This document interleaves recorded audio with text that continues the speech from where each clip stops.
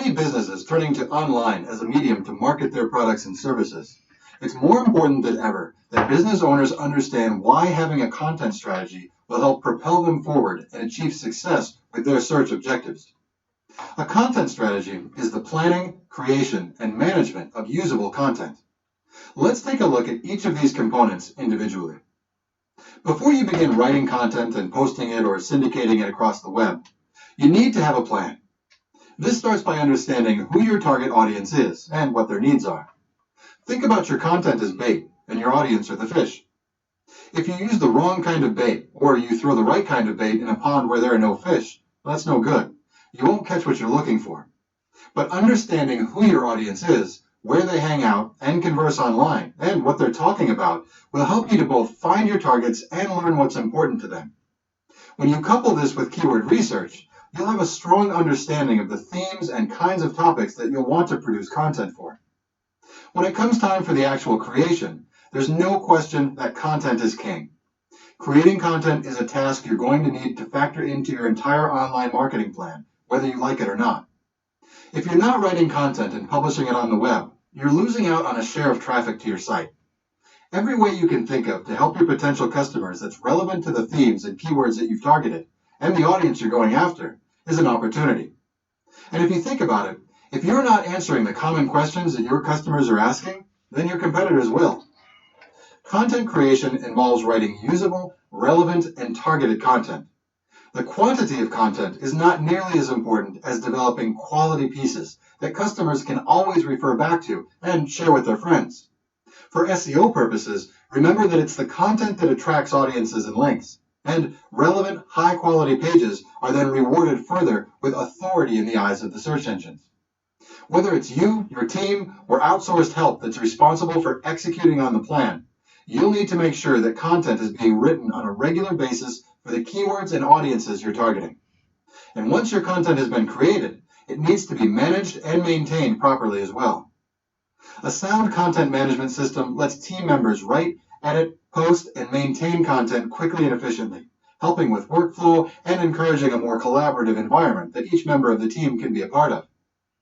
Going through the cycles of planning, creating, and managing usable content will have you well on your way to a sustainable and successful execution. Every organization is different. We all operate in different environments and we all have different goals, so everyone's ideal content strategy will be unique. But in order for us to understand what content strategies work and which don't, we can look at some of the core components of content strategies that successful organizations share. The first is clearly defining your goals and objectives.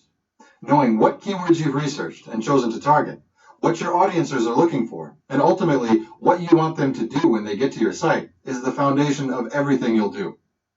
These goals will help you with reporting and measurement and put a realistic perspective on the results you achieve. You can define lots of goals, from things like more e-commerce sales to more leads and phone calls to more followers on social networks. Goals can be tied to anything, but they should be tied back to your bottom line through business objectives. Second, spend the time to really understand your key audiences and their needs. Perhaps the cornerstone of a good content strategy is to research your audience and then understand them well enough to be able to market to them effectively. Knowing your customer's role in an organization, their location, their demographics, their interests, and their behaviors will help you step into their shoes and bring insights into the planning process. Third is ensuring that everyone in your organization is involved. This isn't something you're going to be able to tackle alone, and you'll need to get buy-in from everyone from your CEO all the way down to your interns. If you're a smaller organization, you might even consider outsourcing some of this work. Once you've found the people, an involved group is one that's passionate and excited to spread knowledge. Getting the people in your organization on board is not an easy thing, but having a plan with good, thorough reasoning and clear expectations around your goals can help persuade them to jump on board. Fourth, you need to ensure that everyone in your organization maintains a healthy respect for online reputation management. Whenever you put anything out there on the web, it's there forever, and it's there standing by your brand. You can't untweet something, and if you publish something in error, odds are good that some server somewhere has already captured and stored whatever it was that you didn't want up there. Many businesses today have well-crafted and well-thought-out policies for writing and publishing content on behalf of the company. but many still don't. If you fall into the latter bucket, you'll want to invest some time to define just what people can and can't post and what editorial procedures need to be followed. Always remember that anyone on the web can read and find your content when it goes live. Ultimately, your reputation will dictate whether a customer will want to do business with you or not. The last thing successful organizations do with their content strategies is spend time monitoring trends. The only thing that's certain about the internet is that the online marketing landscape is constantly changing. New competitors are popping up by the minute, old competitors are doing new things, your business environment is changing faster than ever before, and your target audience is changing along with it. What this means is that what worked for you today won't necessarily work for you tomorrow, and you have to embrace the fact that this is a moving target that requires your full attention if you want to stay ahead. Monitoring trends involves not only keeping a pulse on your industry, but also things like renewing keyword research and reviewing content structure and strategy on a regular basis, finding out what's new and what's not, maintaining industry relationships, having continuous contact with influencers and industry leaders to get the inside scoop, and finding new and creative ways to relay those messages to your followers. While successful organizations tend to exemplify these traits, this isn't by any means a complete list. Take a look at your own organization and your own objectives, and then define your own success. Defining and understanding your target audience is the first step to writing content for them, and knowing who you're writing for, what you'll be writing about, and how you should be writing it will ultimately make the content development process clear and simple. Search engines, as well as users, value rich, quality, and relevant content, so it's important that you keep this in mind before you start typing away on your ideas. The first step is to define your target audience. Attracting just anyone to your website isn't so hard. It's attracting the right kind of people and offering the right topics in the right tone and style that's a challenge. A good way to start is simply to ask the following question. Who are the people that we want visiting our site, and what roles would they play in an organization? From here, we can go through the exercise of understanding how they're using online channels and where we might be able to message or engage them. A great tool to start off with is the Forrester Technographics Profile tool. This tool can help provide insight into how your end consumer uses different technologies today. For example, if we were targeting a group of U.S. males between the ages of 45 and 54, we can see that the majority of them are what we call spectators. This means that they often spend time on blogs, videos, podcasts, forums, and reviews, but they're reading and not necessarily contributing. Knowing this, we might tailor our content to these formats, and we know we'll need to work harder to get any user-generated content from these folks. Once we know what kinds of content our target audience is consuming, and we've identified who they are, we'll need to dive in and look at our topics. Ultimately, users are typing keywords into search engines, and the keywords remain the core and foundation of SEO. So when it comes to choosing topics, we'll want to tie them to the keywords that we've chosen based on relevance, search volume, and competition during our formal keyword research process. You'll also want to look at tools like Google Trends to monitor industry trends and understand what's popular among your target audience and what's being searched for and discussed. Matching your topics to what's popular and being searched for will maximize the size of the potential audience that you're catering to. Next, you can employ the concept of filling in the gaps. Odds are good that someone else already wrote something about your topic, and the last thing the internet needs is more pages talking about the same old thing. Instead, figure out what's missing out there and fill in those holes. Monitor what your competitors are writing about, but more importantly, monitor what they're not writing about. These are great opportunities for you to offer unique perspectives and even more value. Once we've identified who we're writing for and what we're writing about, the last thing we need to do is define our content angles. This is really nothing more than your approach to writing content, and it should be consistent and appropriate to the audience you're speaking to. Are you writing technical articles for rocket scientists to read, or lighthearted commentaries on the state of the entertainment industry? These are very different tones that you'll use for each. And above all, remember that while we're doing all of this to support business objectives and ultimately some kind of sales, no one wants to read a blatant sales pitch. We need to offer up something of real value, content that's compelling and useful to the reader. It's important to establish trust from the beginning, and by providing this value, you've then earned the right to make it clear that there's a desired course of action a reader can take. When you're deciding how to angle and position your content, You'll want to consider a couple more areas of importance. First, be original. Whatever you write, take the time to make sure that it's unique and that it comes from your own voice. You want to bring something new to the table that will excite your readers that they can't find anywhere else. Whether you decide to be humorous or put a creative twist on your content, it needs to keep them engaged or even entertained from beginning to end. When they're done reading it, they should be thinking, I now know something interesting that I didn't know before. Or even better, they'll be thinking, I need to share that with my friends. From a format perspective, you'll want to think about the style of content you're putting together. Will you be writing a blog post or informative style articles? Are you taking a comparative style where you contrast product A with product B? What about discussing a before and after scenario or a how-to walkthrough? And remember that the content isn't just text. Pictures are worth 1,000 words, and you can even use video to capture sights and sound to convey complex concepts or make something tangible to a user. By understanding who you're writing for, what you're writing about, and what style you're writing in, you'll be cementing the foundations of thoughtful, unique, and relevant content that will wow both humans and search engines alike. You might think that content is just text on a page, but these days that's not the case. Content can take many forms, including presentations, images, infographics, and even video. Let's take a look at the different types of content out there on the web. First, lots and lots of content out there is in textual format. These are the words we read on pages, blog posts, articles, and more. And as we've seen, the text we choose and how it relates to the keywords that we want to target with our SEO strategy is extremely important. But don't forget about other file formats. PDF files, Word documents, and even presentation slides are all forms of content we interact with day in and day out, and they can all be published on the web. While you can usually bring the content from a document format into an HTML format for the web, many people don't think about their presentations. If you have a slide deck that you recently presented, why not host it on the web and share it with your audience after the session? More and more speakers and companies are making a habit of uploading their slides to slide hosting services like SlideShare before they even give their talk. They can then provide a link to that deck that can be downloaded so that audience members can follow along on their laptops and share the presentation with others. This can provide a catalyst for sharing and buzz from content that you've already created. Using images can be a great way to tell a story visually or to help readers envision exactly what the text on a page is describing.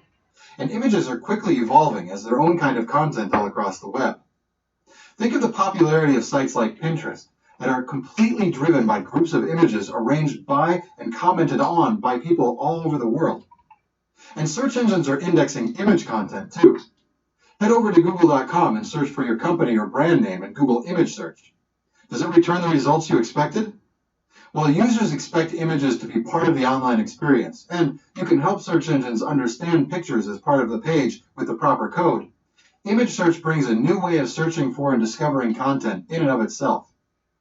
Another popular piece of content that has popped up is the infographic. Infographics represent a concept or a large set of data in a visual way, and they can help people absorb and distill a lot of information in a meaningful way that can be quickly understood. Infographics are typically just image files, and they're often found on pages with plenty of context around them, so they can certainly be indexed and searched on in search engines. And well-designed and constructed infographics on popular topics have the added benefit of getting shared around and referenced from other sources. Just a few short years ago, you would have been crazy to put video up on your web pages, because it would have meant your users needed to have a very high-speed connection and have some fancy plugin installed on their browser. But these days, video is everywhere. And not only do most of us have high-speed data connections for our computers, we have them for our phones and tablets too. Video production has never been more economical. And telling a story with sight and sound can help you get a message across that text and images simply can't convey. And remember that video content can be optimized for search engines. By syndicating your video through popular services and properly selecting your video title, description, tags, and categories as you do, you can position your videos to be found in search.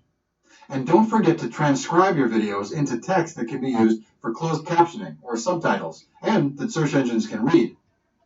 YouTube is one of the most popular video hosting services out there, and it allows users to upload and share videos online for free. It also happens to be a Google property, And you've likely seen YouTube videos showing up in search results. If you're producing video content, then at the very least, you'll want to make sure to get yourself a YouTube channel and post your videos there, filling in all the metadata that can help your content show up when your potential customers are searching. When it comes time for content creation, it's important to keep in mind that text is not your only option. Different audiences will consume different types of content, and search engines are capable of indexing and returning all kinds of things. Knowing what types of content are out there will not only help you think more strategically about what you publish, but it will also keep you on your toes and above the competition. Getting ideas for writing content can be tough, and many people struggle at this stage of the game.